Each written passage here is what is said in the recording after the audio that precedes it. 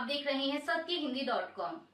एक नजर अब तक की सुर्खियों पर। पहलगाम में हुए आतंकी हमले के बाद भारत और पाकिस्तान के बीच काफी तनाव बढ़ गया है। भारत ने पाकिस्तान के खिलाफ कई सख्त कदम उठाए हैं। इस बीच पाकिस्तान के सेना प्रवक्ता लेफ्टिनेंट जनरल अहमद शरीफ चौधरी ने भारत को गीदड़ भभकी दी है।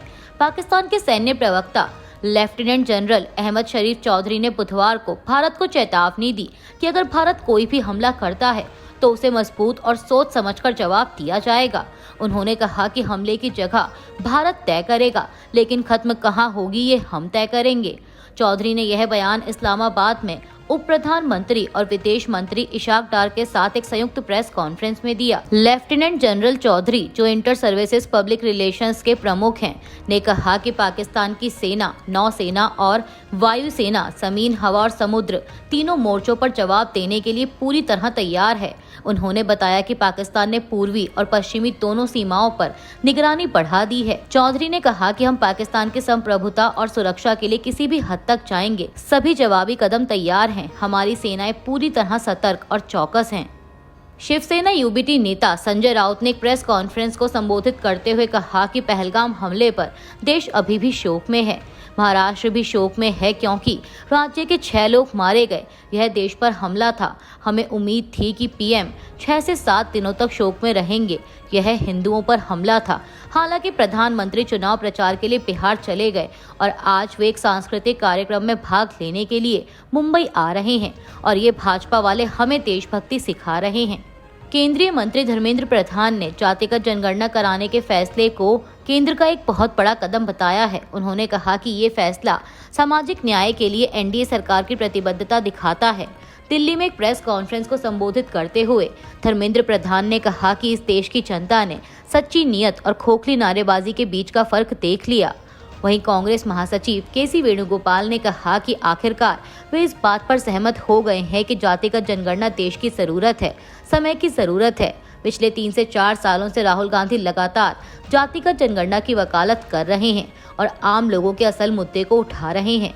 केसी वेणुगोपाल ने आगे कहा कि जब भी राहुल गांधी ने जातिगत जनगणना का मुद्दा उठाया है, भाजपा के लोगों ने उन पर हमला किया है, लेकिन हम खुश हैं कि अब भारत सरकार को ये महसूस हुआ कि जातिगत जनगणना बहुत महत्वपूर्ण है। देश में जातिगत जनगणना कराने के फैसले के बाद सियासत भी तेज हो गई है।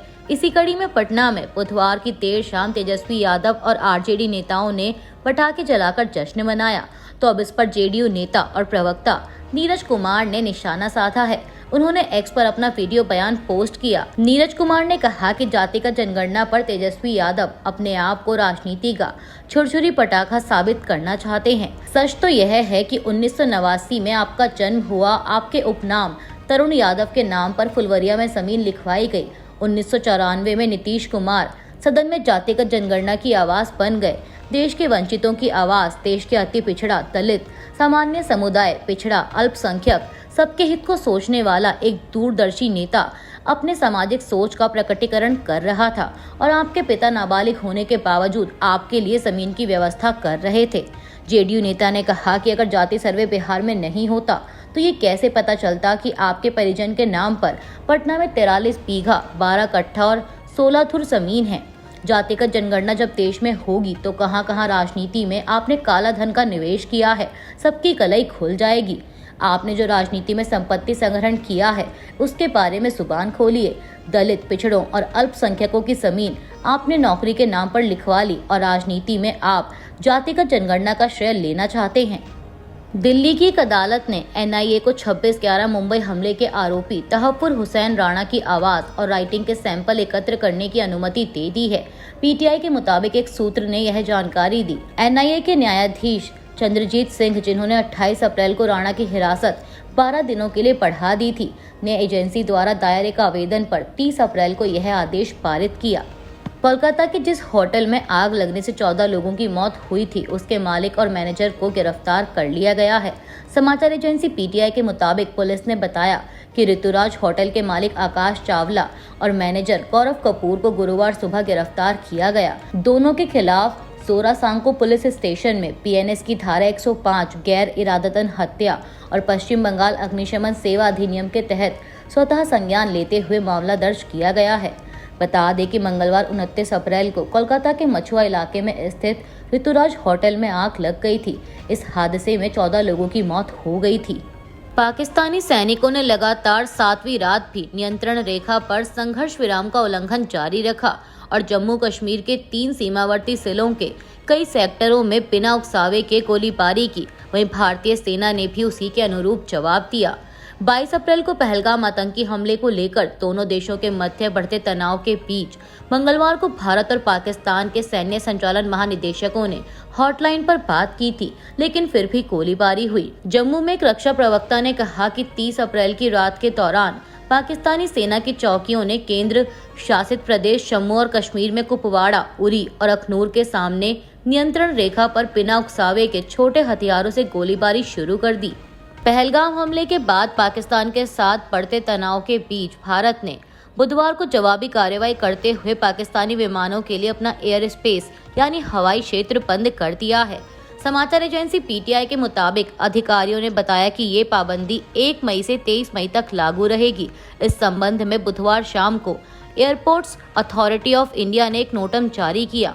बता दें कि हवाई क्षेत्र में उड़ानों के संबंध में नोटम यानी नोटिस टू एयरमैन जारी किया जाता है। इस पाबंदी का मतलब है कि पाकिस्तान में पंजीकृत विमानों, पाकिस्तानी एयरलाइंस और ऑपरेटरों की ओर से चलने वाले इनके स्वामित्व वाले या लीज पर दिए गए विमानों के लिए भारतीय हवाई क्षेत्र उपलब्ध नहीं होगा। एक वरिष्ठ सरकारी अधिकारी ने पीटीआई से कहा कि यह प्रतिबंध पाकिस्तान के सैन्य विमानों पर भी लागू होगा।